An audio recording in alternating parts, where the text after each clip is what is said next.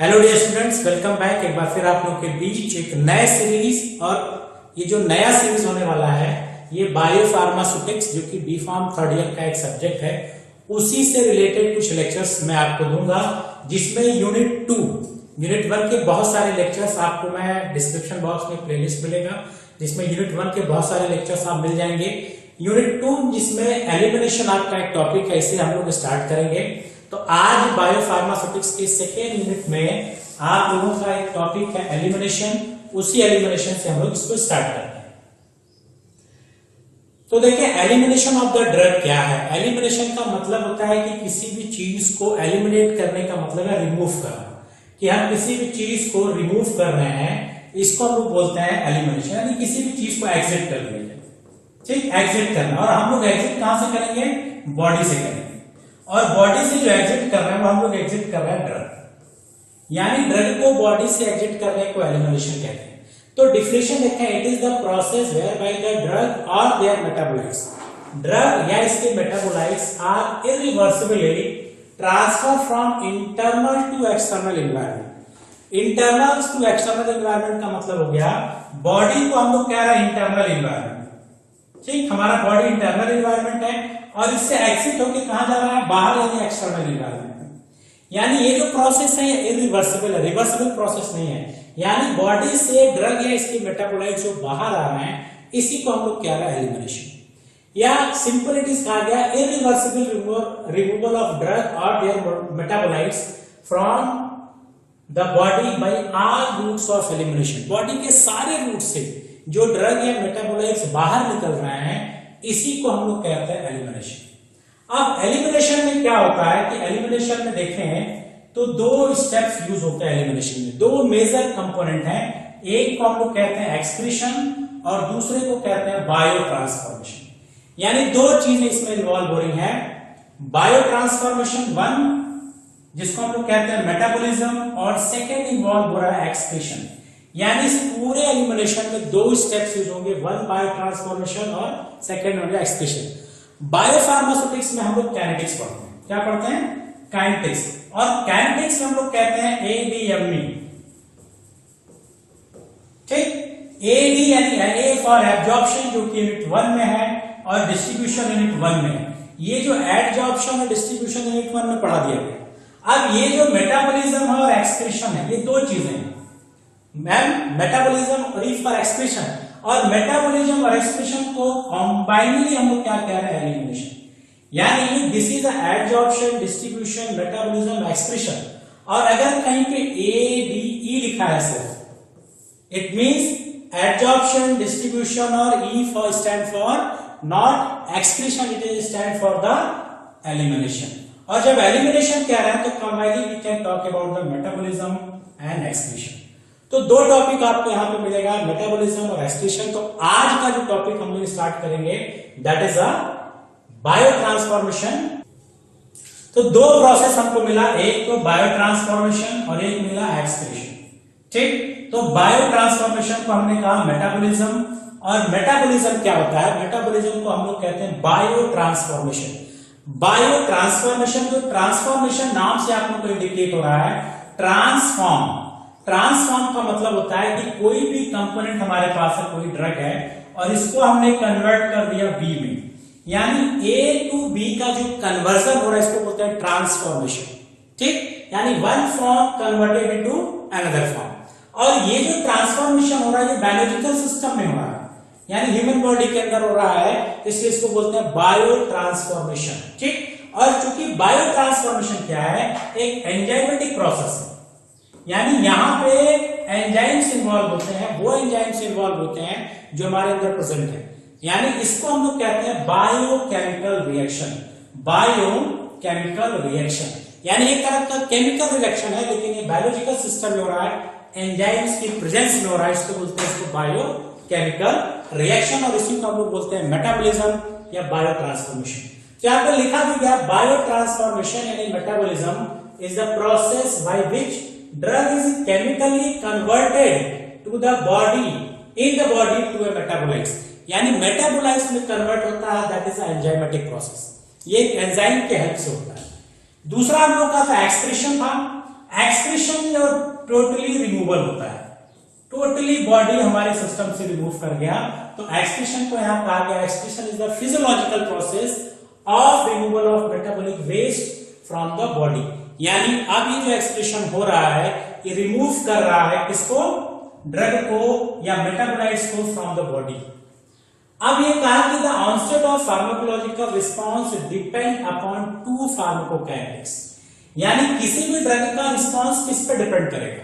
अगर कोई ड्रग हम ओरली देते हैं, ओरली देने के बाद ये सिस्टम ड्रग का जाता है जीआईटी में, और जीआईटी के बाद ये पहुंचता है ब्लड में। ये जो जीआईटी से ब्लड में जा रहा है इसको हम लोग कहते हैं absorption, simple transfer of drug from site of administration to systemic circulation, और साइट ऑफ एडमिनिस्ट्रेशन हमारा जीआईटी है, यानी जीआईटी से ड्रग मूव कर रहा है ब्लड में, इसको बोलते हैं एब्जॉर्प्शन। तो ड्रग का एब्जॉर्प्शन सबसे इंपॉर्टेंट है किसी भी रिस्पांस के लिए। ड्रग डिस्ट्रीब्यूशन, अब ये ब्लड में आने के बाद फिर ये कहां जाता है, ईसीएफ एक्स्ट्रा सेलुलर फ्लूइड, और इसको क्रॉस करके पहुंचता है टिश्यू या इसको कहते हैं सेल में। अब ब्लड से एक्स्ट्रा सेलुलर फ्लूइड को क्रॉस करेगा और ये टिश्यू में आता है, इस स्टेप को हम लोग बोलते हैं डिस्ट्रीब्यूशन। क्या बोलते हैं, डिस्ट्रीब्यूशन। यानी किसी भी ड्रग के एक्शन के लिए दो चीजें रिस्पॉन्सिबल है, ड्रग एब्जॉर्ब हो कि कहां पहुंच रहा है, ब्लड में, और डिस्ट्रीब्यूट हो तो ब्लड से कहां पहुंच रहा है, टिश्यू में। तो ये दो चीजें अगर होंगी तभी हमें फार्माकोलॉजिकल रिस्पांस मिलेगा, अदरवाइज हमको फार्माकोलॉजिकल रिस्पांस नहीं मिलेगा। तो ये दिमाग में रखना है कि किसी भी ड्रग के रिस्पांस के लिए दो चीजें इंपॉर्टेंट है, एब्जॉर्प्शन और डिस्ट्रीब्यूशन।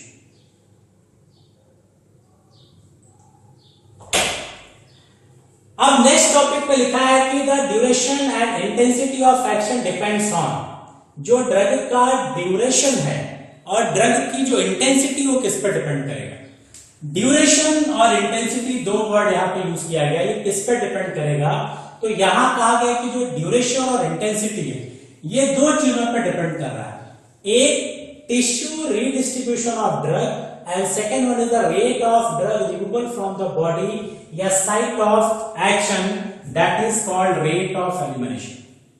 कोई ड्रग कितनी तेजी से और कितने समय तक काम करेगा, कितने समय तक काम करेगा, वो इस बात पे डिपेंड करेगा कि ड्रग जो है वो बॉडी में कितनी देर तक रह रहा है, रिसाइड कर रहा है, यानी जितनी देर तक बॉडी में रुकेगा उतने देर तक काम करेगा।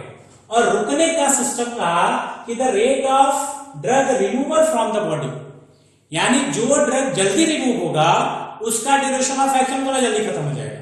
यानी हमारे पास दो ड्रग हैं ए और बी, एक 16 घंटे में रिमूव हो रहा है बॉडी से और एक 4 घंटे में रिमूव हो रहा है, तो सबसे ज्यादा देर तक कौन एक्शन देगा, ए देगा, क्योंकि इसका जो रेट ऑफ एलिमिनेशन है, ड्यूरेशन है, वो बॉडी में रिसाइड करने के लिए ज्यादा देर तक रुक रहा है, 16 घंटे तक रुकेगा तो 16 घंटे तक काम करेगा। ये कह रहा है कि 4 घंटे में रिमूव हो गया तो 4 घंटे के बाद एक्शन हमारा खत्म हो जाएगा। तो यहां पे कहा गया कि the rate of drug removal from the body oblique site of action, that is the rate of elimination. यानी रेट ऑफ एलिमिनेशन डिसाइड करेगा कि ड्रग कितनी देर तक काम करेगा, और यही रेट ऑफ एलिमिनेशन ये डिसाइड करता है कि ड्रग को कितनी बार हमको देना है। ड्रग को एक बार देना है दिन में, कि 2 बार देना है, कि 3 बार देना है, ओडी है कि बीडी है कि टीआईडी है कि क्यूआईडी है, ये रेट ऑफ एलिमिनेशन डिसाइड करेगा। इसलिए डिसाइड करेगा कि 4 घंटे में निकल गया, यानी हमें 4 घंटे के बाद डोजिंग देनी है। ये 16 घंटे में निकल रहा है, यानी 16 घंटे के बाद हमको दूसरी डोजिंग देनी है। ये डिपेंड करेगा, ये डिसाइड करेगा रेट ऑफ एलिमिनेशन कि ड्रग की डोजिंग क्या होनी चाहिए। ठीक, द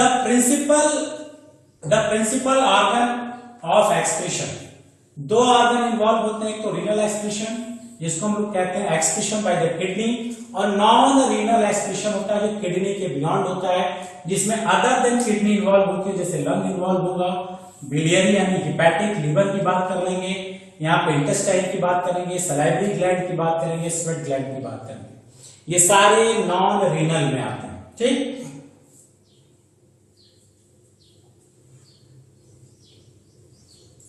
अब आते हैं अपने मेन टॉपिक पे। ये इंट्रोडक्टरी पार्ट था एलिमिनेशन का। अब आते हैं अपने main topic, that is a biotransformation. Biotransformation हम देखेंगे क्या होता है। तो मैंने कहा कि it is defined as the conversion from one chemical form to another chemical form, one form to another chemical form. मैंने कहा कि हमारे पास ए है, ये कन्वर्ट हो गया बी में, इसी को कहते हैं बायो ट्रांसफॉर्मेशन। ठीक, कन्वर्ट किया गया, ए था बी में कन्वर्ट हो गया, that is a biotransformation. It is also known as metabolism, इसको हम लोग मेटाबॉलिज्म भी कहते हैं। इससे कहा गया ड्रग जो है वो ब्रेकडाउन होने के बाद मेटाबोलाइट्स में कन्वर्ट होता है, इसलिए कहा जाता है या तो प्योर ड्रग रिमूव हो रहा है या इसके मेटाबोलाइट्स दोनों रिमूव हो सकते हैं बॉडी से। ड्रग मेटाबोलाइज होकर भी रिमूव होता है, as unchange form of the drug बिना मेटाबोलाइज हुए भी बॉडी से रिमूव होता है। Enzyme is responsible for the conversion of drug into body. ये जो कन्वर्जन हो रहा है इसके लिए एंजाइम रिस्पॉन्सिबल है, एंजाइम पार्टिसिपेट करेगा, इसलिए बोला गया बायोकेमिकल रिएक्शंस होते हैं। अब ये जो कन्वर्जन हो रहा है A to B, definition excluded the chemical instability of the drug within the body. ये समझने वाली बात है कि ये जो कन्वर्जन हो रहा है ए टू बी, कब इसको मेटाबॉलिज्म कहेंगे और कब इसको कहेंगे केमिकल इनस्टेबिलिटी, ये दोनों समझने वाली चीजें। इन दोनों में डिफरेंस समझने की जरूरत है, कब बायो ट्रांसफॉर्मेशन कहेंगे और कब हमारा केमिकल इनस्टेबिलिटी होगी। तो दो एग्जांपल से इसको समझा जाए। दोनों पेनिसिलिन लिया गया, वन पेनिसिलिन और बी पेनिसिलिन। पेनिसिलिन लिया गया, बैक्टीरियल पेनिसिलिनेज एक आपका एंजाइम है या मैमेलियन एंजाइम है जिसको इसको कन्वर्ट करता है पेनिसिलोइक एसिड। ठीक, इसमें क्या यूज हो रहा है, पेनिसिलिनेज, यानी क्या यूज हो रहा है, एंजाइम यूज हो रहा है। एंजाइम यूज हो रहा है तो इसको हम लोग कहेंगे बायो ट्रांसफॉर्मेशन। ठीक, वहीं पे सेकेंड है कि पेनिसिलिन है, स्टमक एसिड। स्टमक एसिड का मतलब कि पेनिसिलिन क्या होता है, जैसे एसिडिक एनवायरनमेंट में जाएगा ये कन्वर्ट हो जाएगा पेनिसिलिनिक एसिड में। ये जो कन्वर्जन हो रहा है ये एसिडिक नेचर की वजह से हो रहा है, इसलिए इसको बोलेंगे केमिकल इनस्टेबिलिटी। यानी सिंपल कॉन्सेप्ट है कि अगर कोई ड्रग एंजाइम की प्रेजेंस में एक फॉर्म से दूसरे फॉर्म में कन्वर्ट हो रहा है उसको हम लोग बोलेंगे बायो ट्रांसफॉर्मेशन। लेकिन वही ड्रग केमिकल की वजह से, एसिड की वजह से, टेम्परेचर की वजह से अगर अपना नेचर चेंज कर रहा है, एक फॉर्म से दूसरे फॉर्म में कन्वर्ट हो रहा है, उसको बायो ट्रांसफॉर्मेशन नहीं कहेंगे, उसको बोलेंगे केमिकल इनस्टेबिलिटी।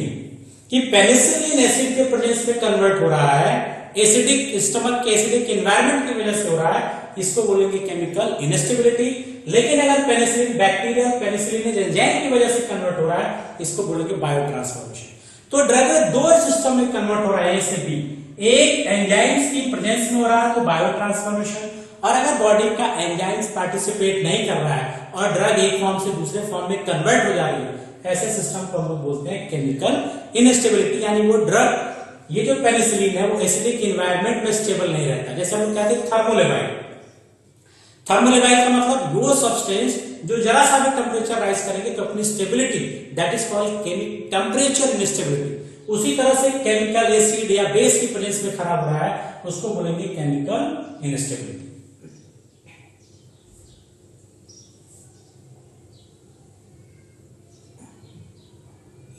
अब रीजन बायो ट्रांसफॉर्मेशन का क्या है, क्या जरूरत है बायो ट्रांसफॉर्मेशन करने की, ये क्वेश्चन बहुत पूछा जाता है। What is the necessity to for biotransformation, biotransformation के लिए नेसेसिटी क्या है। अब देखिए बायो ट्रांसफॉर्मेशन के लिए नेसेसिटी क्या है, पहले एक तो देखें, इसमें जीनोबायोटिक्स पहले लिखा गया है कि जीनोबायोटिक्स क्या होता है। जीनोस मीन्स होता है फॉरेन, यानी कोई भी फॉरेन सब्सटेंस हम बॉडी में एंटर करते हैं, बायोलॉजिकल सिस्टम में जाता है, उसको बोलते हैं जीनोबायोटिक्स। यानी substance that are foreign to the body, जो भी सब्सटेंस बॉडी के लिए फॉरेन है, एक्सेप्ट न्यूट्रिएंट्स, न्यूट्रिएंट्स को इंक्लूड नहीं करते। न्यूट्रिएंट्स के अलावा जो भी बॉडी में एंटर कर रहा है उसको हम लोग बोलते हैं जीनोबायोटिक्स, और सिंपली हम लोग इसको कहते हैं एक्सोजीनस कंपाउंड। यानी drug also consider as a xenobiotics, क्योंकि न्यूट्रिएंट्स नहीं है, ये हम बीमारी में खाते हैं, इसलिए ड्रग को भी जीनोबायोटिक्स कह रहे हैं। यानी जो भी फॉरेन सब्सटेंस हम लोग यूज करते हैं, बायोलॉजिकल सिस्टम में जा रहा है, उसको हम लोग कहते हैं जीनोबायोटिक्स, और ड्रग को भी हम लोग कंसीडर करते हैं जीनोबायोटिक्स।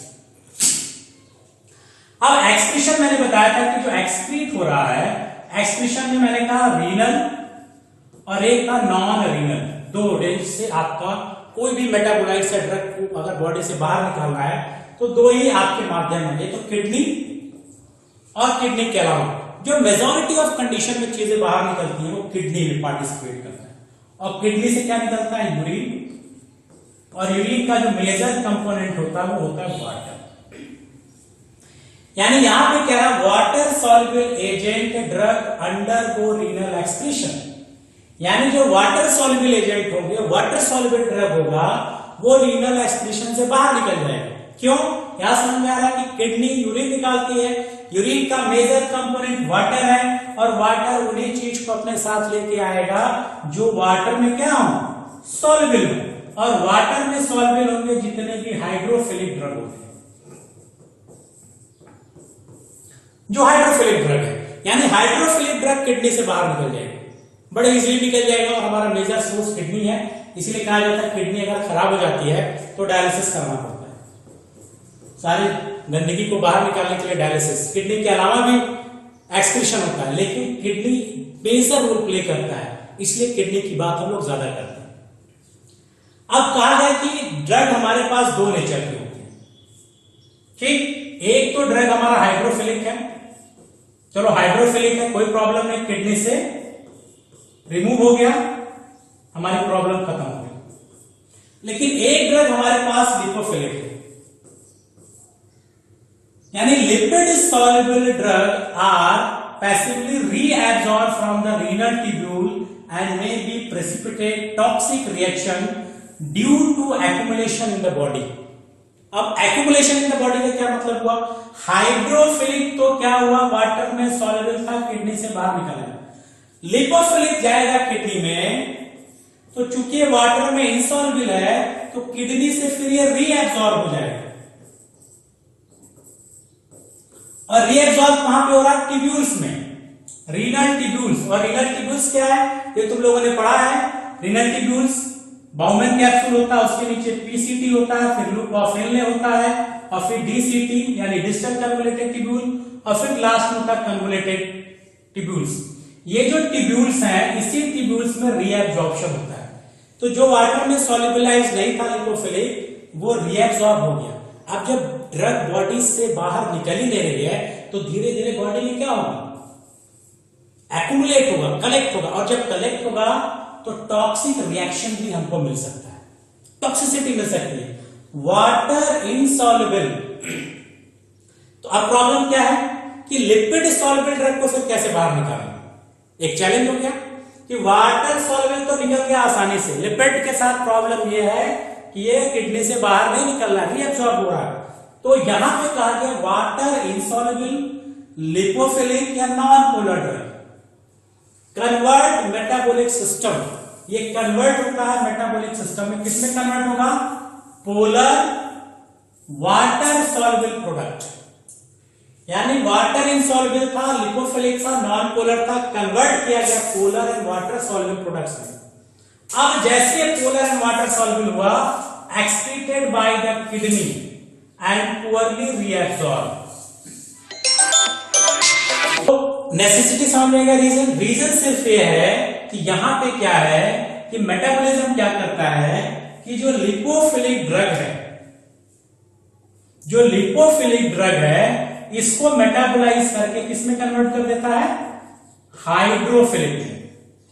अब जब हाइड्रोफिलिक में कन्वर्ट हो जाएगा तो ये easily removed by the kidney के द्वारा इजीली रिमूव हो जाएगा। इसलिए मेटाबॉलिज्म होता है कि जितने भी लिपोफिलिक ड्रग हैं इनको सिर्फ और सिर्फ हाइड्रोफिलिक में कन्वर्ट किया जाएगा। सिंपल कॉन्सेप्ट याद रखना है कि मेटाबॉलिज्म क्यों जरूरी है। मेटाबॉलिज्म सिर्फ इसलिए जरूरी है कि जितने भी लिपोफिलिक ड्रग हैं वो किडनी के थ्रू एक्सक्रीट आउट नहीं होते हैं, इसलिए इसको पहले कन्वर्ट करते हैं हाइड्रोफिलिक में, और जब वो हाइड्रोफिलिक में once they have converted they can easily removed by the kidney. Clear हो गया क्यों हम लोग करते हैं, मेटाबॉलिज्म क्यों हो रहा है। ठीक,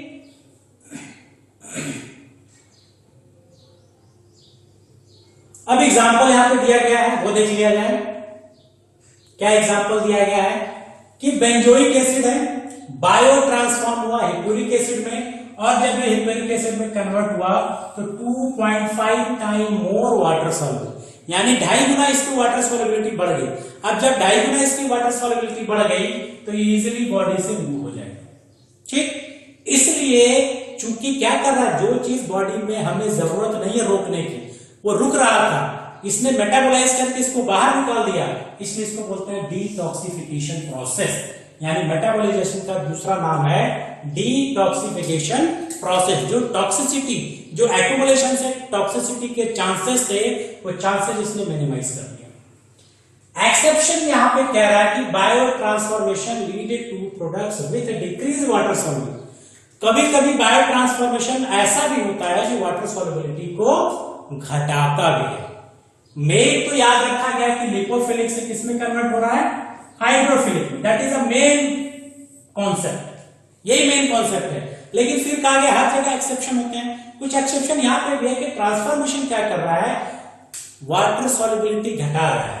जिसके एग्जांपल यहां पे दिया गया N acetyl derivatives of sulfonamide. N acetyl derivative of sulfonamide are less water soluble in acidic. Acidic medium में क्या है, लेस वाटर सॉल्युबल है। ठीक, अब less water soluble acidic media हमारा यूरिन क्या होता है, एसिडिक मीडिया। कन्वर्ट तो किया इसने, वाटर में तो सॉल्युबल है, लेकिन वाटर का यहां नेचर क्या है, एसिडिक है। और एसिडिक होने के नाते अब ये जो एसिटाइल डेरिवेटिव सल्फोनामाइड का है इसकी सॉल्युबिलिटी घट गई। अब सॉल्युबिलिटी घट गई तो बॉडी में एक्यूमुलेट होगा और एक्यूमुलेट करके क्या बनाएगा, क्रिस्टल यूरिया बनाएगा, क्रिस्टल यूरिया बनाएगा। ठीक, अब एक एग्जांपल है सल्फर डायाजीन। एक ड्रग है sulfadiazine known to produce salts of wheat crystal. ये क्रिस्टल देता है एसिडिक यूरिन में। Sulfamethoxazole can also cause crystalluria and acute renal failure. Sulfamethoxazole ये भी एसिडिक यूरिन में डिसॉल्व नहीं होगा और क्रिस्टल यूरिया बनाएगा और कभी कभी क्या करता है, किडनी को फेल्योर करेगा, चोक कर देता है। अदर मेडिकेशन जैसे acetazolamide, high dose mercaptopurine, methotrexate, cisplatin, probenecid acid, acyclovir, indinavir, cidofovir और ये जितने भी है also reported to cause crystal urea.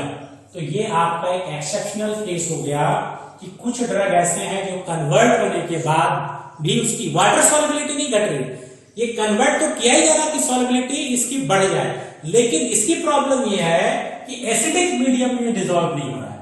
अब इसका एग्जांपल आपको रिलेट कर सकते हैं, अगर आपके दिमाग में हो, जब टैबलेट आप लोगों ने पढ़ा होगा एंट्रिक कोटेड टैबलेट्स।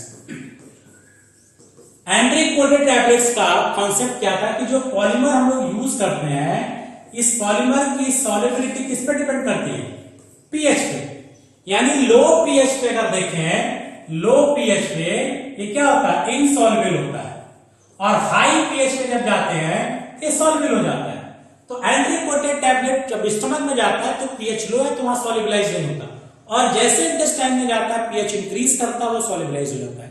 तो आप ये मत सोचिए कोई चीज हुआ, हर चीज की सॉल्युबिलिटी, इसकी सॉल्युबिलिटी एसिडिक और बेसिक मीडियम पे डिपेंड है।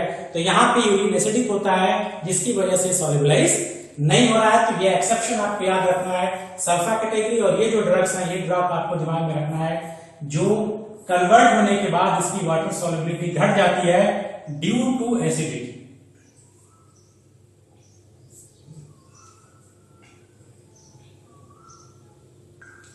अब देखिए changes occurs during the metabolism. जब हम लोग कन्वर्जन करते हैं तो कन्वर्जन में देखा गया कि ए टू बी कन्वर्ट हो रहा है। ये जो कन्वर्ट हो रहा है, ड्रग हमने लिया ए, कन्वर्ट हुआ बी। अब ये जब बी कन्वर्ट हो रहा है, इसका नेचर कैसे होगा, नेचर के हिसाब से कन्वर्जन कहा गया। इसमें पहला है एक्टिव टू इनएक्टिव फॉर्म, यानी ड्रग जो है हमारा, ये ड्रग एक्टिव फॉर्म में था, बी में कन्वर्ट हुआ तो ये इनएक्टिव हो गया। एक चेंजेस तो ये आता है। ठीक, तो it is also called inactivation of the drug. अगर ड्रग जैसे मेटाबोलाइज इनएक्टिव हो गया तो इसको इनएक्टिवेशन कहेंगे। और मेटाबोलाइट विथ लिटिल या नो फार्माकोलॉजिकल एक्टिविटी, जब इनएक्टिव होगा तो इसमें कोई फार्माकोलॉजिकल एक्टिविटी नहीं होगी। जिसके एग्जांपल में एम्फेटामिन है, फिनाइल एसीटोन में कन्वर्ट होता है, सैलिसिलिक एसिड है, सैलिसाइल यूरिक एसिड में कन्वर्ट होता है, फेनेटवाइन पैरा हाइड्रोक्सी फेनेटवाइन। ठीक, तो ये फेनेटवाइन पैरा हाइड्रोक्सी फेनेटवाइन में कन्वर्ट हुआ, तो फेनेटवाइन, सैलिसिलिक एसिड, एम्फेटामिन ये सारे एक्टिव फॉर्म में थे, और ये जो मेटाबोलाइट्स हैं सारे इसके क्या है, इनएक्टिव फॉर्म में। ठीक, एक तो ये कन्वर्ट होता है। दूसरा कन्वर्जन है एक्टिव टू एक्टिव फॉर्म, यानी ड्रग ए बी में कन्वर्ट हुआ। ये जब ड्रग दिया गया तो खुद एक्टिव था, बी में कन्वर्ट हुआ तो ये भी एक्टिव था, यानी ए भी फार्माकोलॉजिकल रिस्पॉन्स दे रहा है और ये भी फार्माकोलॉजिकल रिस्पॉन्स दे रहा है। ऑकेजनली, बहुत कम होता है ऐसा, is metabolite with the equal activity, यानी मेटाबोलाइट्स में वही एक्टिविटी होती है जो पेरेंट ड्रग में होती है। ठीक, जिसका एग्जांपल यहां पे दिया गया phenyl butazone, ऑक्सीफेनब्यूटाजोन, इमिट्रिप्टिलिन, नॉरट्रिप्टिलिन, codeine, morphine, phenyl butazone, फिर आ गया ऑक्सीफेनब्यूटाजोन, डायजेपाम, टेमिजिपाम, डिजिटॉक्सिन, डिगॉक्सिन। ये जो ड्रग है phenyl butazone, इमिट्रिप्टिलिन, codeine, diazepam, digitoxin, ये जो इसके मेटाबोलाइट्स में कन्वर्ट हो रहा है, जैसे डिजिटॉक्सिन कन्वर्ट हो रहा है डिगॉक्सिन में, डायजेपाम टेमिजिपाम में, तो डायजेपाम की जो एक्टिविटी वही टेमिजिपाम की है, फिनाइल ब्यूटाजोन की जो एक्टिविटी है ऑक्सीफेनब्यूटाजोन की है। तो यहां पे मेटाबोलाइट्स भी एक्टिव है और पेरेंट ड्रग भी एक्टिव है, तो दो तरह के चेंजेस हमको यहां मिल गया, एक इनएक्टिव में कन्वर्ट हो गया, एक metabolites have same pharmacological activity. अब तीसरा देखते हैं,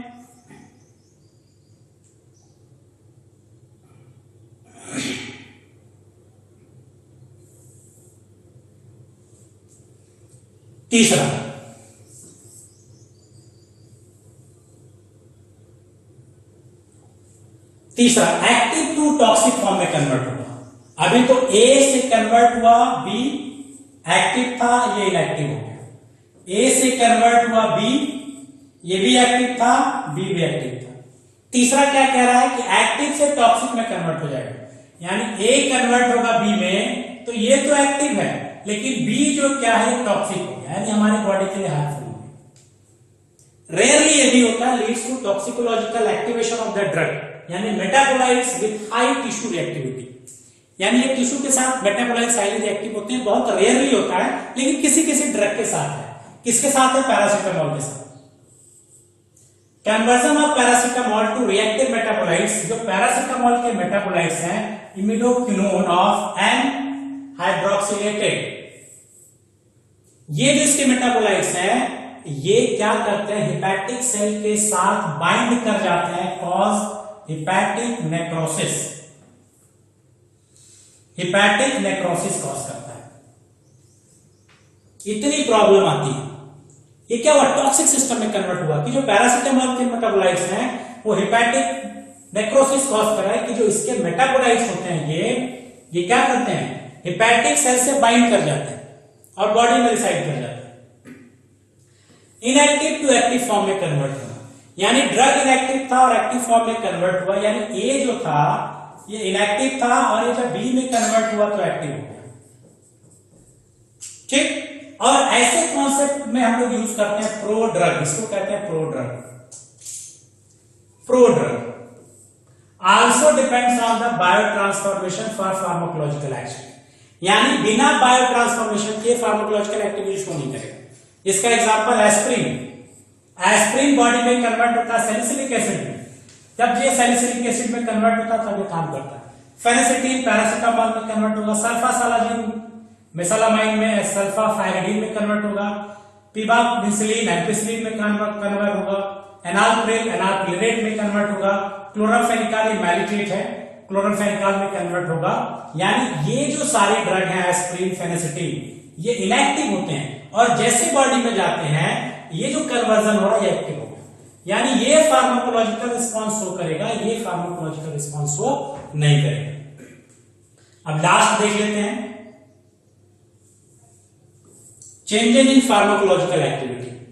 चेंजेस इन फार्माकोलॉजिकल एक्टिविटी में यह कहा जाता है कि ए का फार्माकोलॉजिकल अलग था और जैसे बी में कन्वर्ट हुआ इसकी फार्माकोलॉजिकल एक्टिविटी बदल जाती है, और ये बहुत रेयर केस में होता है। ठीक, अब इसमें क्या होता है, आइप्रोनियाजिन देखा एक ड्रग है, एंटी डिप्रेसेंट है और आइसोनियाजिड में कन्वर्ट होता है। आइसोनियाजिड हमको पता है ये क्या होता है, एंटी ट्यूबरकुलर यानी टीबी में यूज किया जाता है। यानी आइप्रोनियाजिड दिया गया एंटी डिप्रेसेंट में, लेकिन ये कन्वर्ट हो गया बॉडी में आइसोनियाजिड में जो एंटी ट्यूबुलर की तरह काम कर रहा है। डायजेपाम ट्रैंक्विलाइजर था, ये कन्वर्ट हो गया ऑक्सीजीपाम में जो कि एंटी कन्वल्सेंट है। तो 5 तरह के कन्वर्जन तुम लोग को देखने को मिलेगा।